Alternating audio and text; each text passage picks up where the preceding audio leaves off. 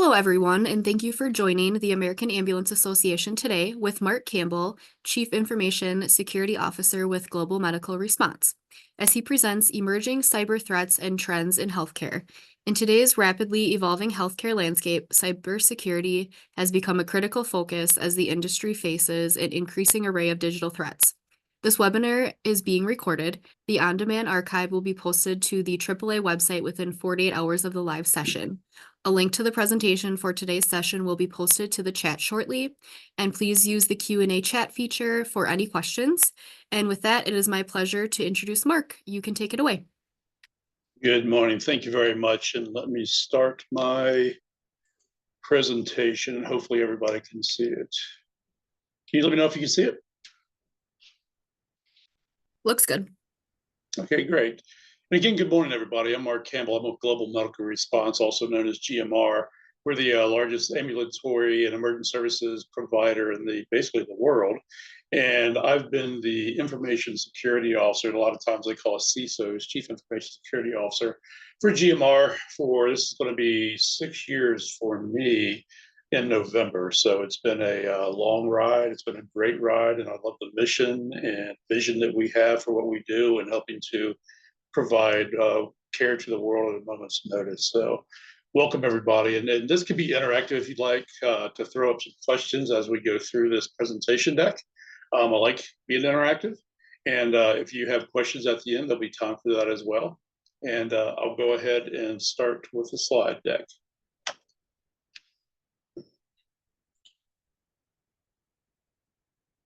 Hopefully we'll transition here. There we go. So I like starting off with some fun facts that people may or may not be aware of. And if we take a look at some of these as they start to build out, and I won't read through every one of the bullets, but email is the primary point of entry for malware attacks for most organizations because there's a lot of human intervention there.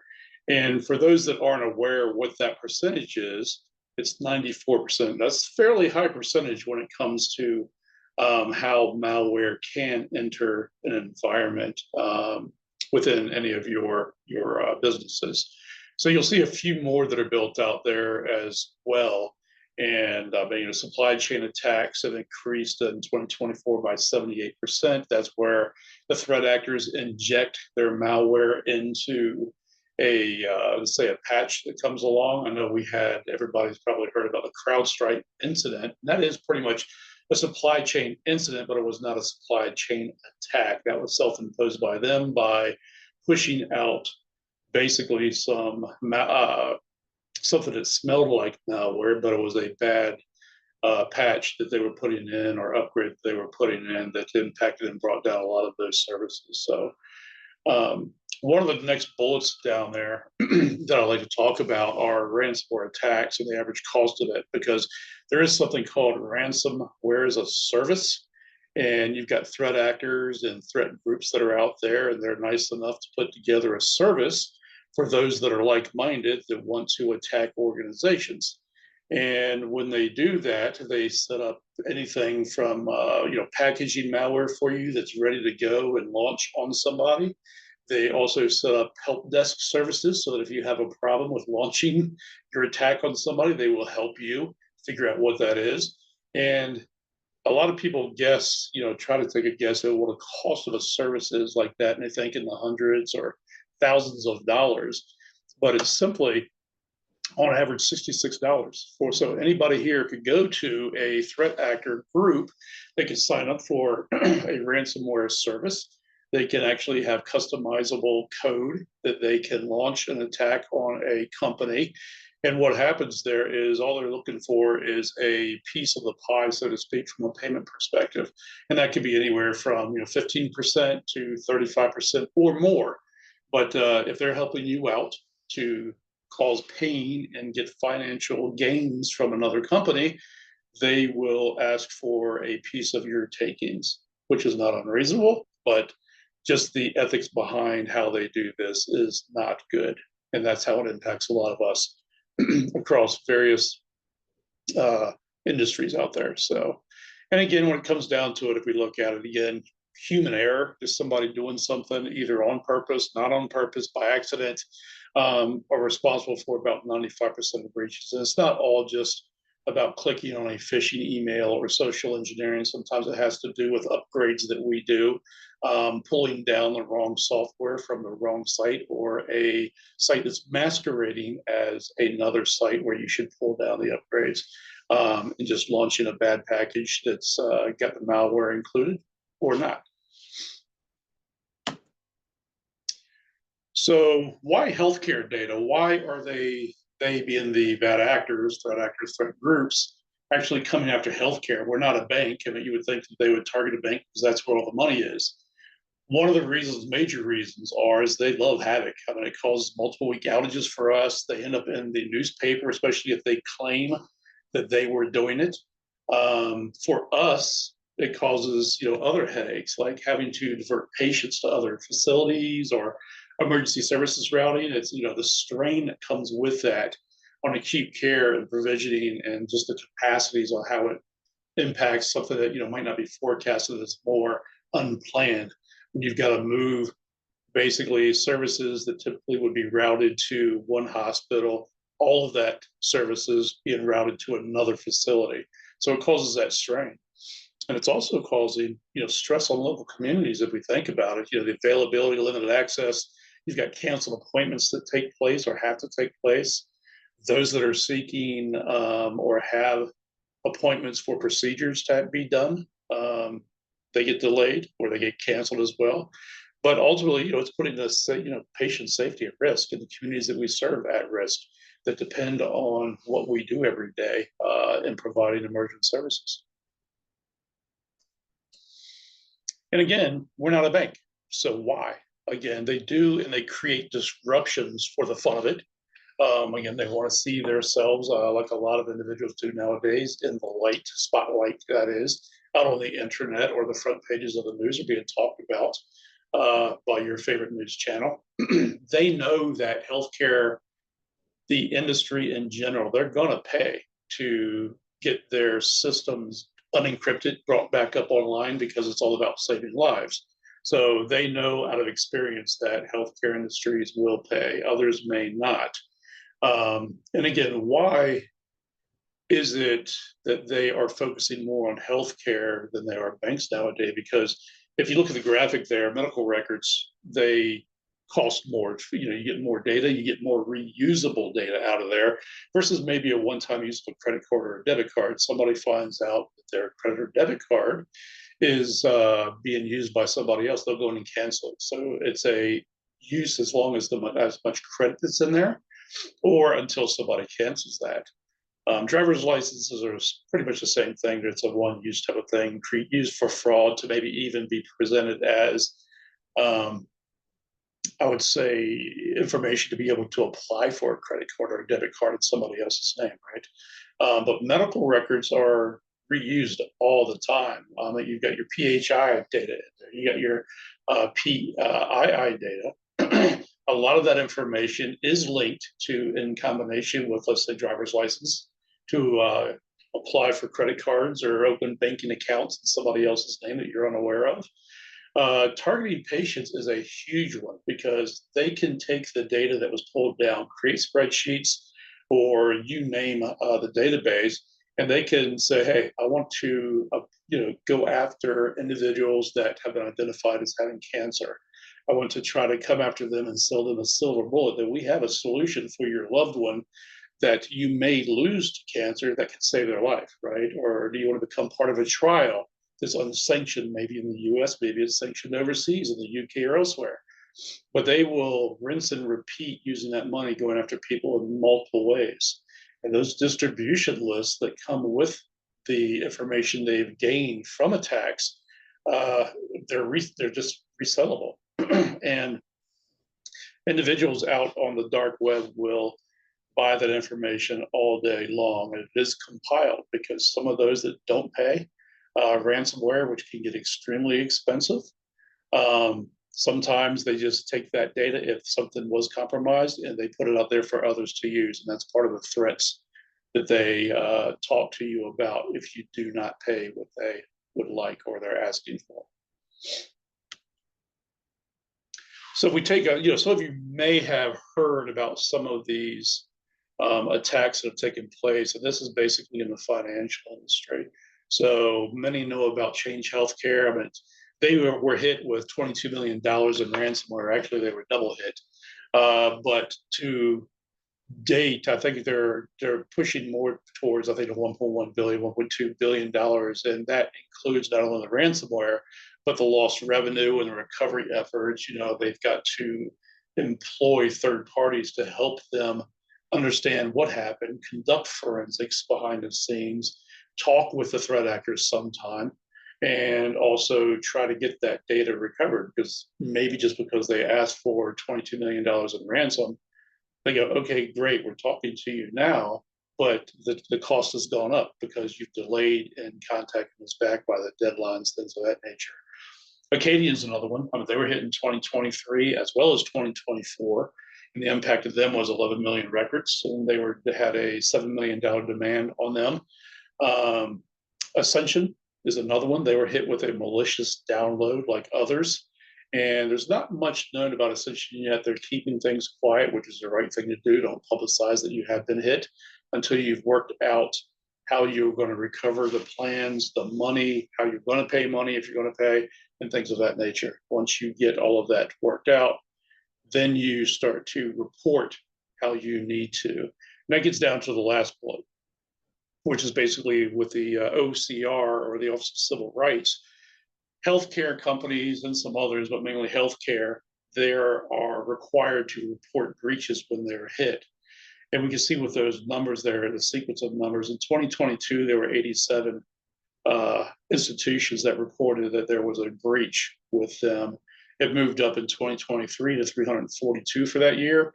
And so far in October, there's 468. And I think as of November, we've gone over close to 500 now. So it goes to show you that year over year, more institutions are being hit by malicious malware. They're being impacted, and to the point to where they have to report this. And the link down there at the bottom is one that you can actually go to for the OCR. You can just look for the OCR.gov and go to their site, and you'll see institutions that have reported breaches, the types of breaches that are out there, because they break it out in categories as well. So it's a good source of information if interested on who or who not is being impacted by breaches. And maybe that's because you might be doing business with some of these entities, and go from there. So what we're seeing here is, I'm circling in the chart, there are, I would say, probably a little over a year ago, maybe 2 years ago, the financial services side was really where the healthcare and public health is now. That has swapped because, like the previous slides that I've shown you, there's more money to be gained in reusable data in the healthcare sector than there is in the financial sector. It's great. You can go into financial services. You can do a quick hit and run, but some of that money that they do get away with in a very short amount of time can be recovered. The healthcare and public side of the coin is one that, again, once you get that information, you've hit a virtual gold mine, and you can demand from industry that will pay healthcare sector a lot of money, and then you move on. So one of the interesting things about this is that with threat actors, they typically do what they say they're going to do. So if they hit you with a ransomware note and you start to communicate with them, I don't really recommend that depending on which organization you are, but others will recommend that you do, is that once you start an open line of communications with the threat group, they know they have you because you've read the ransomware. So now they can start demanding more or less money to get paid quicker, because they might come across, they want to be your pal, and instead of hitting you for $22 million, they might say, I'll make you a deal today, I'll just hit you for 10 million. It's going to hurt either way. So you just got to be extra cautious on if you want to open lines of communications or not, because once you do, you've played all your cards, they know they have you, and they will work with you to get paid, them get paid. But the interesting part is that if they play games with you, it's their credibility. because companies talk. They will say, if I went out and I talked to the Sprite Spider group, for example, or got hit by that, then the group that runs Sprite Spider, which I'll allude to here in a little bit, a few slides, they are known to I would say, take care of business in a fashion that gets you unransomwared, unencrypted, so that you can start working back. If you're a company or a threat company or group, which they're calling themselves companies now, if they basically don't do what they say, you pay in cryptocurrency, you're let's say $5,000, and they run away and don't give you their data back, well, they're going to lose credibility on the street, and anybody that gets hit by them, they're going to know don't pay, because they're not going to give you your money back, not your money back, your data back or unencrypted. They're just going to take your money and run.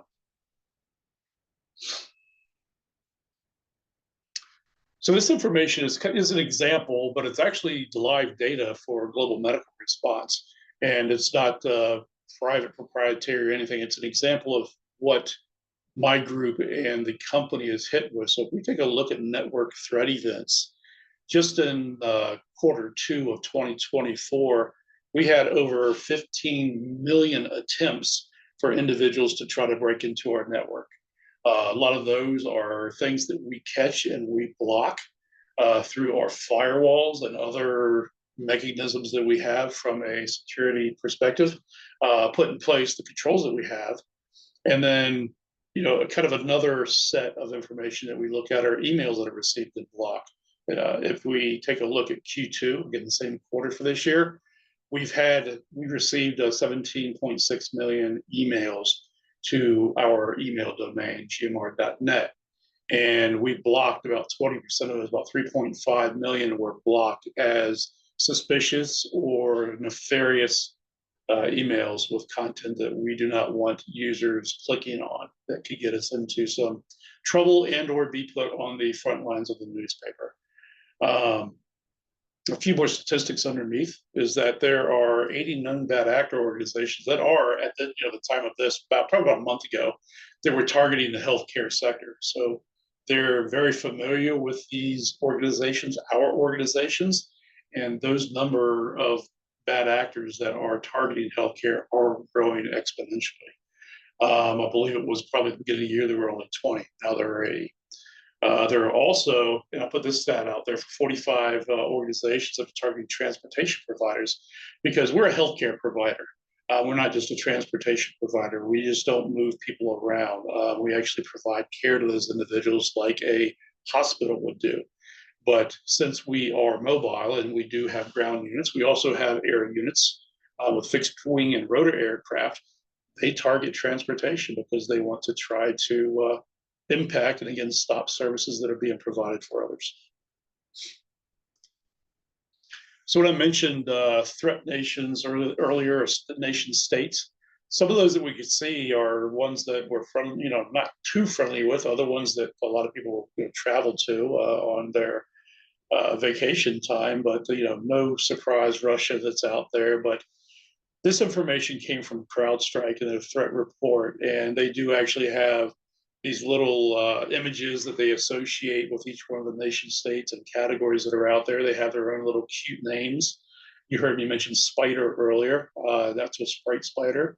There are other ones out there, such as leopard, crane, and from the country of Georgia, lynx.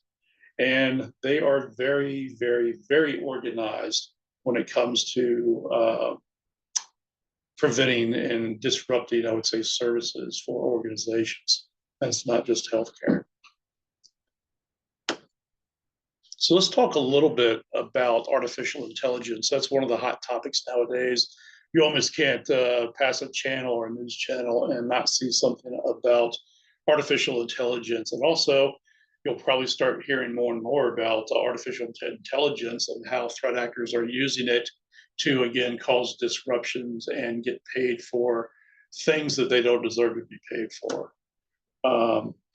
And a lot don't know about generative AI, such as ChatGPT. It's not new. AI has been out there for a long time. If you take a look at this chart, since the 1950s, all the way to what everybody seems not to be able to live without nowadays, ChatGPT coming on board and being available on 2022. So there is a long history here of how AI did come to exist, how it's been used a lot of times in the education and governmental space, and then even recently it's become useful for individuals at home and children, that we all have, to be able to use ChatGPT to as a productivity tool to make life sometimes a little easier. So we all know that, like I mentioned, it enhances productivity, but it also enhances cyber attacks. And that's more of what we're talking about here. So there are problems with that, and I'm dating myself with this picture here probably, but it throws up a lot of dangerous points that we need to be concerned with, because as a productivity tool, it's great. And then as a cyber attack vector, it's not great for us, but we can put controls out there through AI to help counter AI attacks. So you use AI to counter AI, which is a huge business that is growing every day. A couple of statistics and some predictions about AI is that about almost 80% of IT professionals are kind of concerned about how ChatGPT is used, and over the next 2 years, they think there's going to be a severe attack credited to it. I think there's probably already been a few that can be credited, but depending on what the severity is, that depends. For those of you that are looking for investments that might pay off well, the AI market is projected to reach $14.7 trillion by 2023. There is a very good chance that that may be exceeded way before 2023.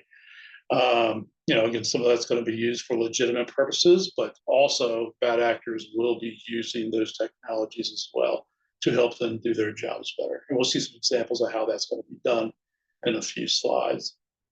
So when we talk about cybersecurity professionals, it's almost 100% believe AI is going to power not only our security solutions on how we can counter AI, but they're going to be behind generating the threats that we will be hit with. So it's going to come to that virtual boxing match between good AI and bad AI.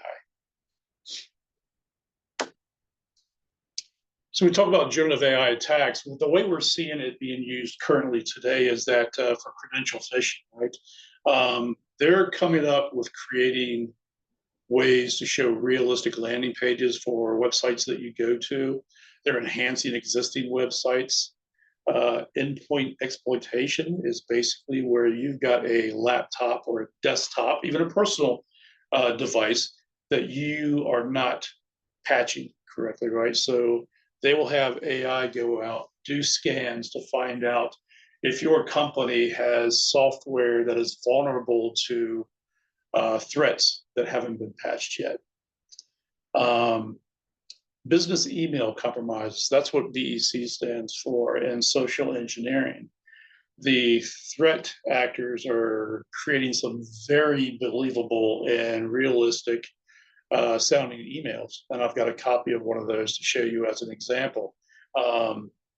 Not gone are the day, but close gone are the day of emails that you could take a quick look at. You could identify them right off the bat because of content that they're phishing emails.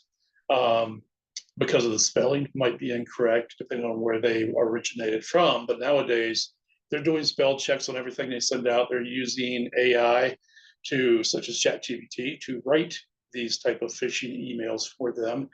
And they can, if they don't like what ChatGPT or whatever their AI du jour is to help them do what they're doing from a nefarious measurements point, then they can say, hey, I don't like the sound of that. Can you craft it a little bit more to go toward maybe a CEO or CFO or what we call HVTs, high value targets in organizations that are decision makers or have access to funds and things of that nature.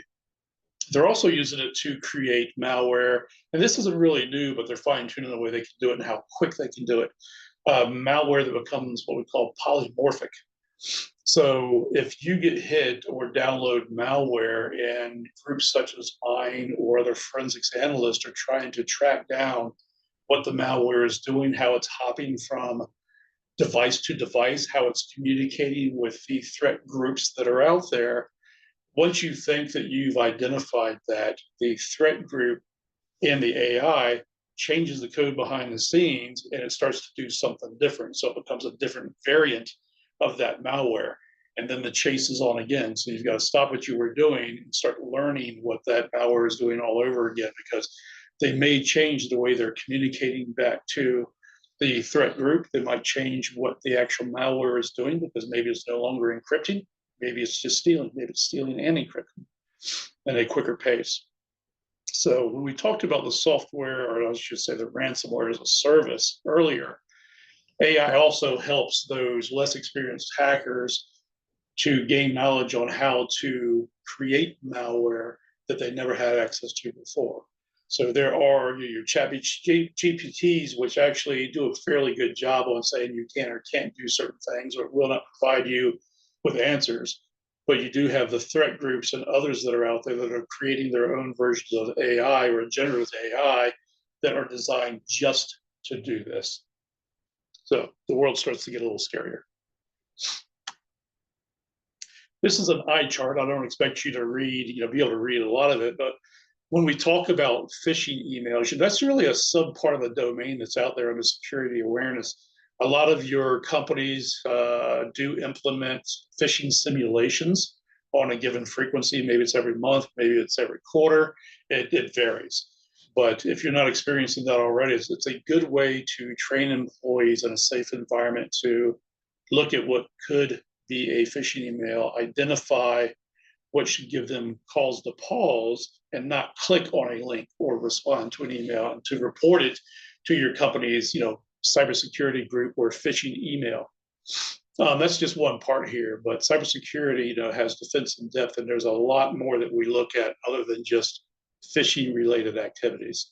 But it does take up a lot of our time, and there are a lot of great solutions out there that help you automate in ways to save or secure the company from that type of threat vector.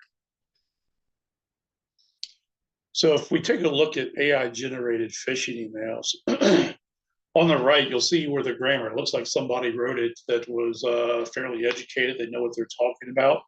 And in this example, it's it's pretty realistic.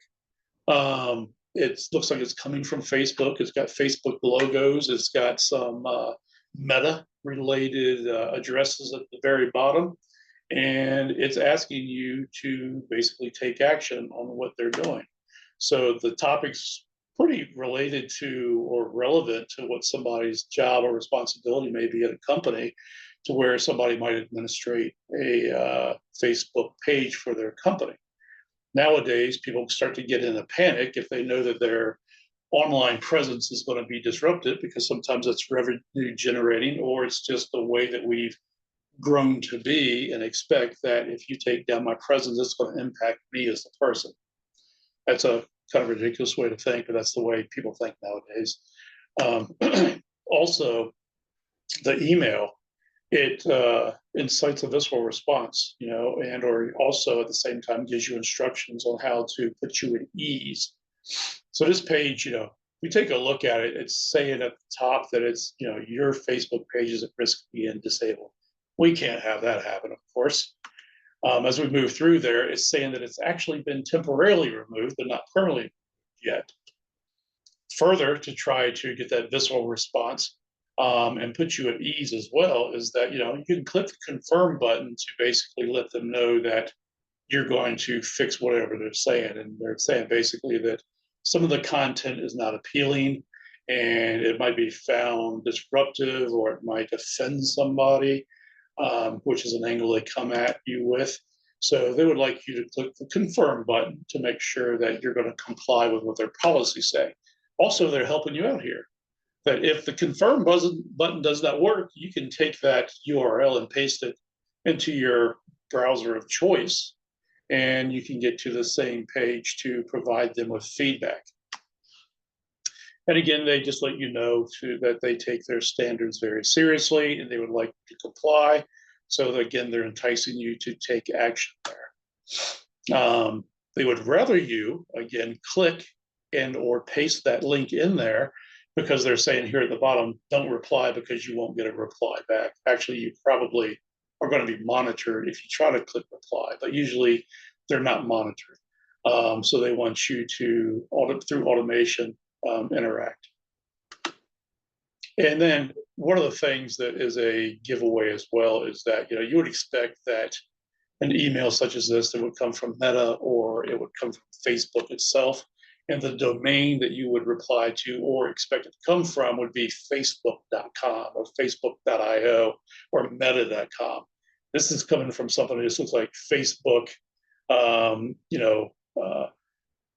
report at outlook.com. That just doesn't make sense, right? So it's a Facebook age report. It sounds like it might be legitimate, but it doesn't link back to a Facebook type of account. So it should give you calls for Pauls, and a lot of these areas should give you calls for Pauls. And if you did receive something like this at on your personal device, it's something that you can report to Facebook through their phishing website. Usually you can forward. A lot of places nowadays have phishing at whatever the domain is.com. So like, for example, us, we've got phishing at gmr.net, where we try to build muscle memory for those that when you see emails such as this, or they don't pass the sniff test, you can either delete them and get rid of them, or you could forward them on to my team to investigate, and we will get back with the individual that reported it if it's safe to click and it's valid, or if it's nefarious and delete it.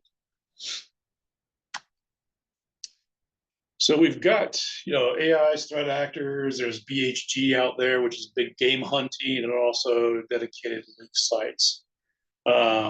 These are growing repositories that people are looking for. So not only when we come to the big game hunting, individuals or threat groups are going for large organizations where they know there's probably, if they're successful, going to have a huge high value payout. And these organizations are ones that are typically well known. It's almost like, again, a trophy case that you're trying to build to show that who you are. Look who I was able to infiltrate, get them to pay me money so that I can do what I want to do to, basically grow their organization, or use that money in other ways, such as going on elaborate vacations, buy expensive cars, and showboat more online. But these individuals, they're, again, and I'll reiterate this, they're chosen based on their ability to pay a ransom.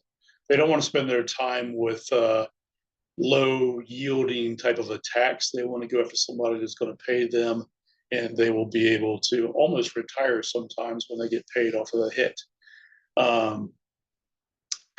So common targets, if we take a look at it, again, it's a no-brainer, large corporations. As you saw in some of the previous charts, they have shifted to hospitals and other healthcare organizations or institutions.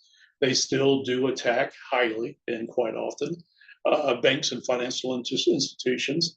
And if you've been reading in the news and hear anything, utility companies, they're being tested, the pipelines we hear about a couple of years ago, other utilities such as waterworks, electrical companies, in an effort for larger nation states to do an attack over the internet versus have to put, feet on ground or boots on ground or launch attacks in the air.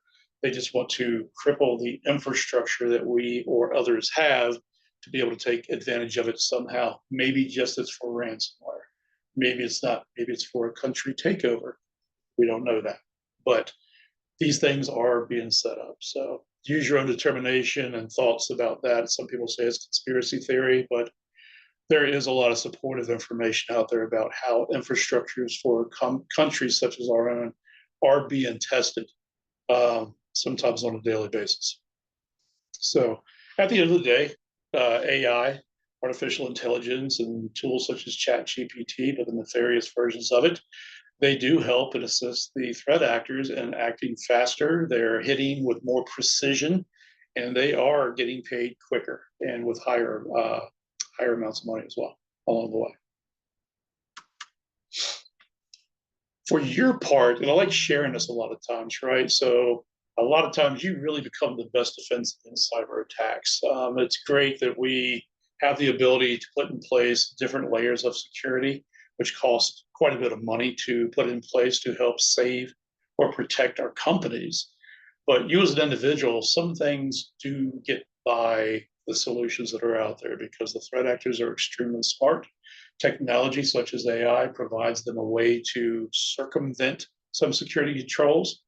But if we take a look at phishing emails just by itself, slow down when you read those. Take your time to digest those. I know everybody's busy. We've got meetings. And then at the end of the day, we try to play catch up on our email and we quickly go through emails, click on links to try to find out what that link might be about because maybe it's relative to our business or not, or just interesting in general. So be that human firewall. And one of the things that I help to provide with others is that, especially in business, you can set up Outlook rules if you use Outlook, which a lot do, or if you're using Google, and you can set up or create a file that might say, you know, check later or be cautious.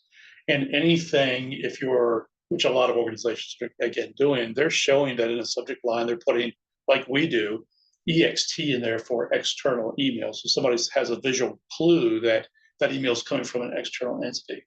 We also put a banner in there. We changed the color that says that it's just be cautious because this was generated or did originate from an external source, and just be cautious in reading and or clicking on links.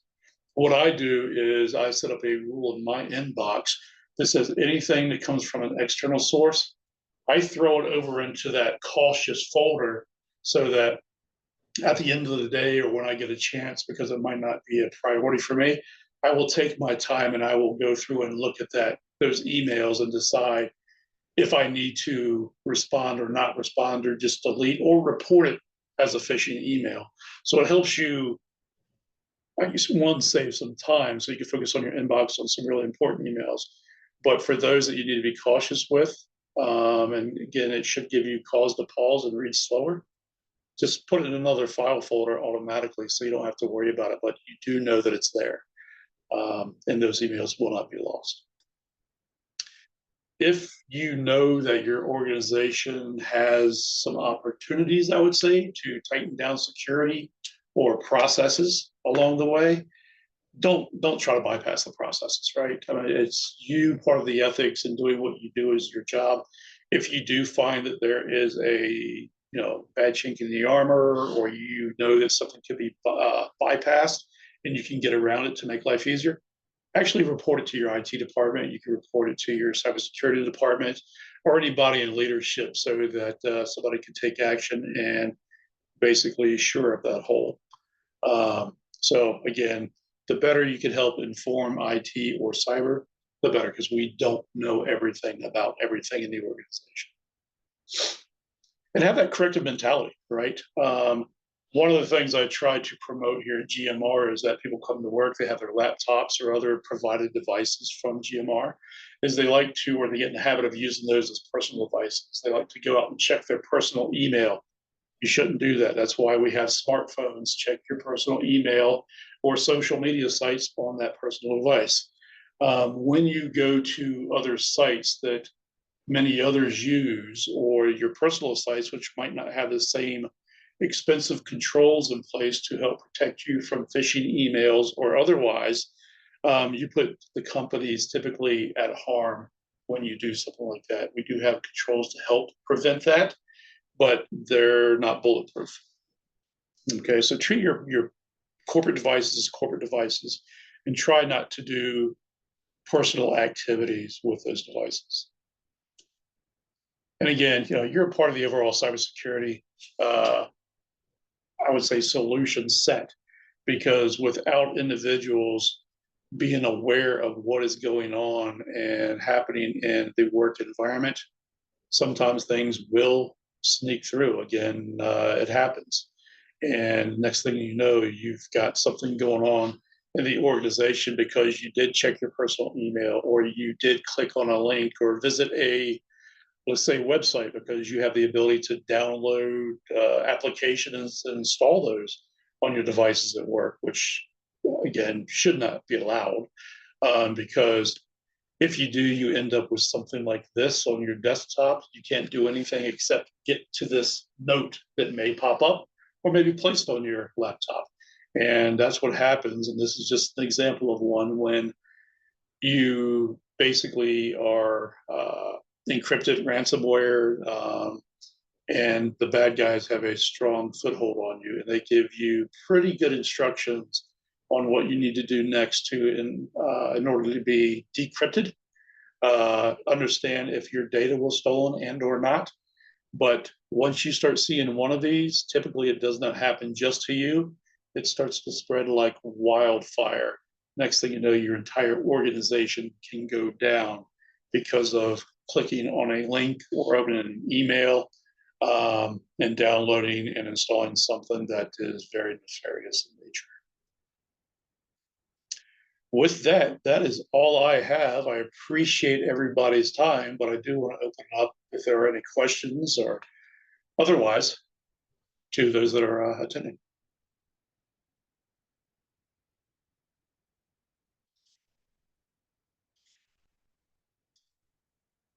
If not, that is all I have. And again, I appreciate your attention today. Hopefully, this helped maybe raise awareness a little bit. But more importantly than anything else, I appreciate, and I know a lot of others appreciate everything that this team, your teams do on a daily basis to help provide services and care to individuals that are in dire need. So, hats off to you. Thank you very much, and I appreciate your time. And I'll turn it back over to the moderator. Okay. Thanks so much, Mark. Great presentation. Like he said, if there's any questions, we can go ahead with them now. And if not, we just want to thank everyone for joining. Just a reminder, this webinar will be posted on the American Ambulance Association website within 48 hours. And feel free to reach out if any questions arise. Otherwise, we hope everyone has a great day.